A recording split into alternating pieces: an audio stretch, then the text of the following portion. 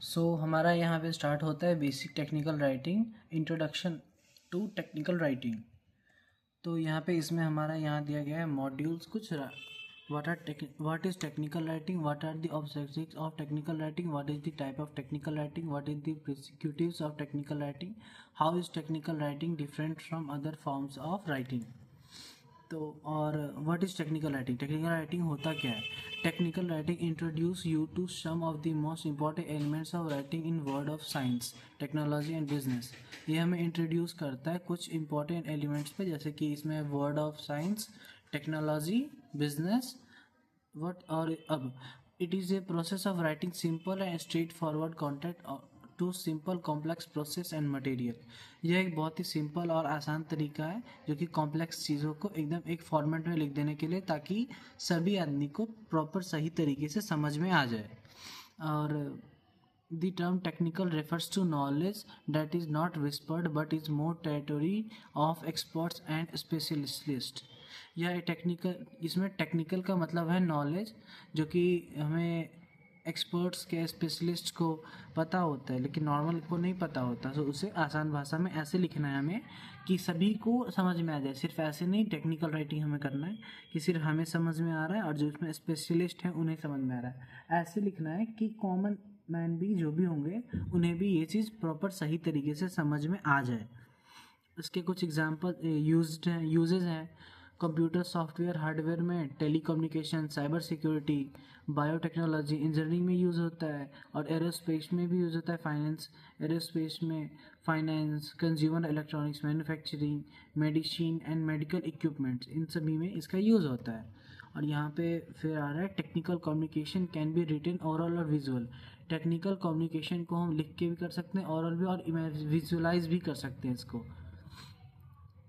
Technical writing is composed in for work place. इसको हम work place पे काम होता है। इसको रील्स बनाने के लिए काम नहीं आता, इसका काम आता है हमें वर्किंग के लिए। जैसे कि कोई भी इंपॉर्टेंट डॉक्यूमेंट रहेगा तो टेक्निकल राइटिंग वो लिखी, जैसे कि हम कोई भी फ़ोन या कुछ भी खरीदते हैं तो उसके साथ एक यूज़र मैनुअल टाइप का आता है, वो टेक्निकल राइटिंग है। Technical writing is a significant factor of work experience. Yes, वही चीज़ मैंने बोला कि सही प्रॉपर काम करने के लिए यूज़ होता है। और यहाँ पे दिया गया है technical writing often involves team work. Technical writing team work को इन्वॉल्व कर सकता है। और यह the audience elements is most important at technical required one two right about high quality technical subjects but in way the beginners and non-specialists can understand।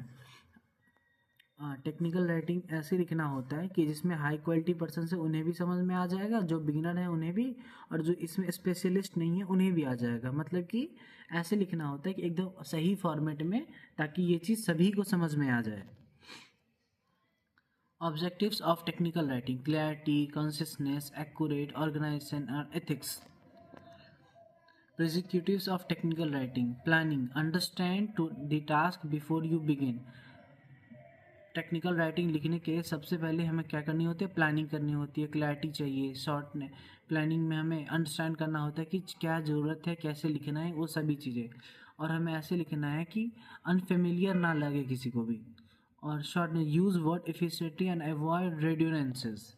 तो इसमें shortness में वैसे ही वर्ड्स का यूज़ करना है जो हमारे काम की हो। ये नहीं कि कोई भी वर्ड हार्ड वर्ड यूज़ कर रहे हैं, ऐसे वर्ड सिंपल रखना है। इसको सिंपलिटी, यूज़ डिटेल वाइज, सिंपल रखना है और सारी डिटेल्स एकदम क्लियर कट देना है, लेकिन सेम लाइन रिपीट नहीं करना है।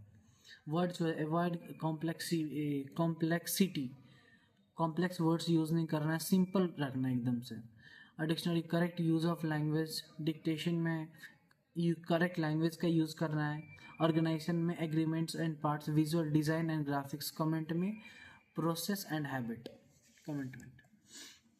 उसके बाद आता है हमारा ये types of technical writing. Documentation, report में यूज़ होता है। Policies, emails, release notes, introduction या फिर user manual, e learning content, software installation guide, product description, specification, white papers, case studies. ये सारे टाइप्स हैं टेक्निकल राइटिंग के। उसके बाद ये हमारा आता है टेक्निकल राइटिंग के examples. Produce and users documents के अंदर फिर यहाँ पे ऐसे लिख सकते हैं, इसको यूज़र ट्रेनिंग मैनुअल हो गया, यूज़र ऑन बोर्डिंग फ्लोज हो गया, एपीआई डॉक्यूमेंट, फैक्ट्स, एंड और उसके बाद आता है प्रोसीजर डॉक्यूमेंट्स, इंटरविकेंस, OKRS and KPI reporting, video tutorials के थ्रू बताते हैं। न्यू एम्प्लॉय कैसे ज्वाइन करेंगे उसके बारे में लिख सकते हैं। एक्सपर्ट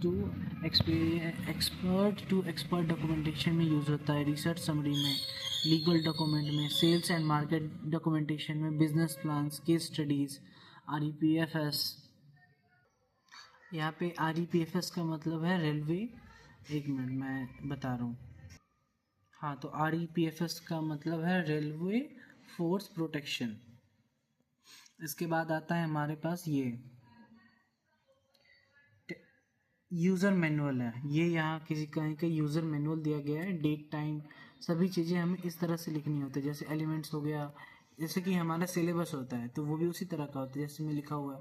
फिर उसके बारे में उसका डिस्क्रिप्शन दिया गया, पासवर्ड चेंज करने के लिए कैसे करना है, यहाँ पे डेट एंड टाइम दिया गया हुआ है, एलिमेंट्स। ये हो गया हमारा यूज़र मैनुअल। उसके बाद ये आता है सॉफ्टवेयर इंस्टॉलेशन गाइड। और सॉफ्टवेयर इंस्टॉलेशन के लिए जो हम ये प्रोसीजर वगैरह करते हैं, स्टेप्स लिखते हैं कि सबसे पहले description, step by step installation guide, step procedure, prepare, way drive, fit drive, जो भी वगैरह सभी चीज़ें आती हैं उसी के अंदर में। ये है हमारा स्टैंडर्ड ऑपरेटिंग प्रोसीजर SOP।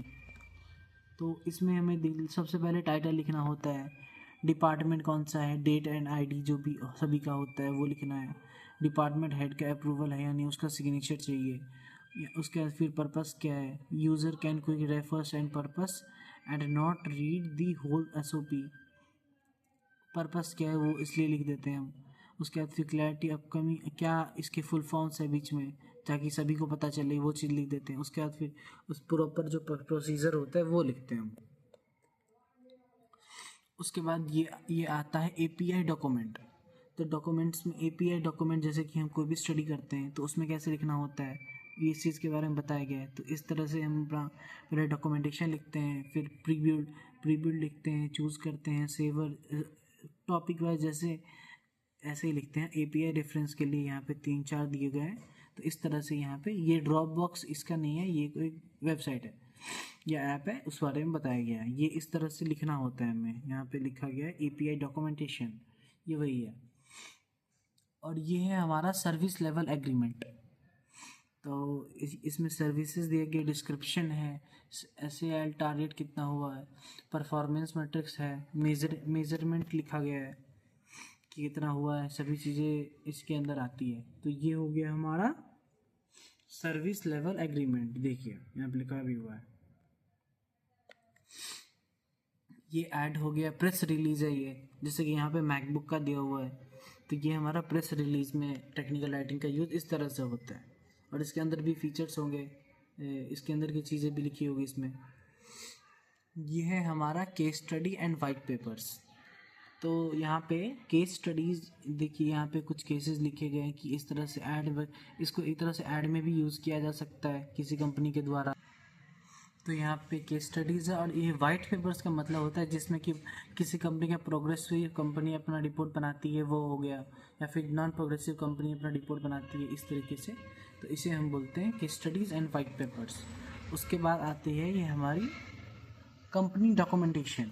कोई भी कंपनी हमें ऐसे इसी तरह से बनाती है। एक सेकेंड, ये लिखा गया प्रॉपर, जैसे कि यहाँ पे हैंडबुक है, पहले इसके अंदर में सारी चीज़ें टेबल कंटेंट लिखी होंगी हैंडबुक में।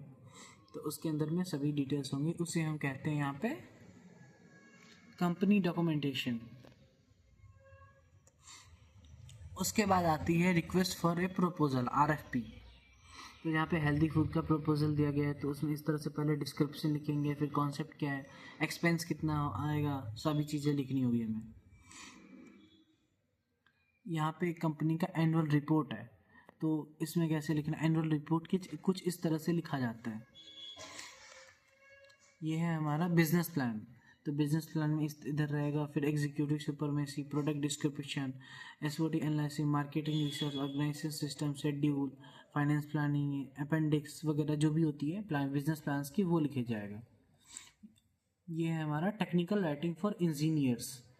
तो इसमें an engineering view, necessary product statics, here are few questions that has the technical writing how has the feature has been implemented, कैसे फीचर ये काम करती है. How does the user interact with this feature, user जो वो किस तरह से इस आपके जैसे वो भी डिवाइस बनाएंगे उससे इंटरेक्ट कर सकते हैं. What information does the user need before they using this feature, उससे क्या पहले उसे इन्फॉर्मेशन मिलेगी उससे यूज़ करने से पहले वो लिखना है. What is does the user have after they using this feature, ये फीचर जो यूज़ करने के बाद यूज़र को क्या उससे इम्पोर्टेंट है, क्या यूज़ करेंगे वो लिखेंगे. सॉफ्टवेयर में यहाँ पे does this feature involve any chance to produce product user interface, ये फीचर इन्वॉल्व कर सकता है चांस प्रोडक्ट को काम कर सकता है, इससे हमें हेल्प मिल सकती है या नहीं. और लिखा है does this feature involve any chance to use product applicable program interface, तो इसका मतलब भी वही हो गया, इन्वॉल्व होते हैं नहीं प्रोडक्ट को हमें जल्दी बनाने में, या फिर कोई वजह से कि आज के ज़माने में फ़ोन के बिना काम नहीं है, तो फिर जो फर्स्ट टाइम फ़ोन बनाए होंगे वो भी टेक्निकल राइटिंग के होंगे, ये हमारे लाइफ में किस तरह से काम कर सकता है. तो इसी तरह से हमें टेक्निकल राइटिंग लिखना होता है. उसके बाद आ गया है academic versus technical writing.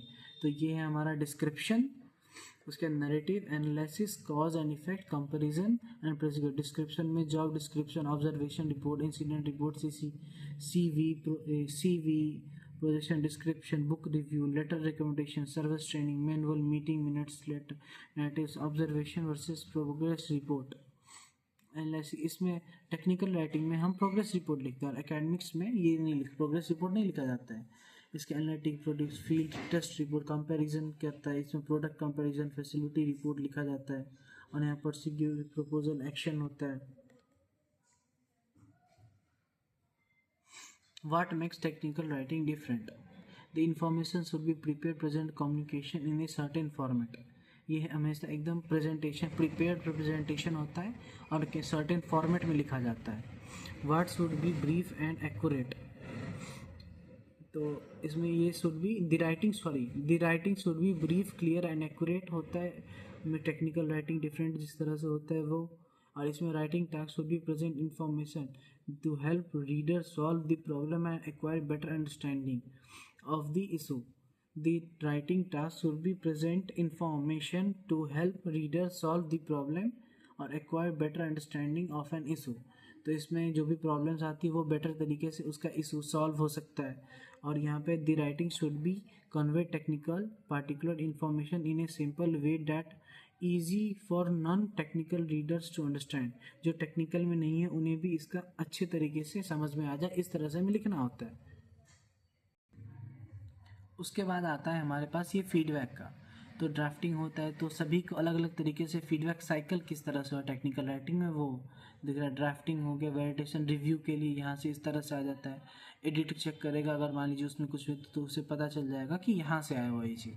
Approval और पब्लिकेशन में का फीडबैक आएगा तो वो इसे इस तरह से पता चल जाएगा.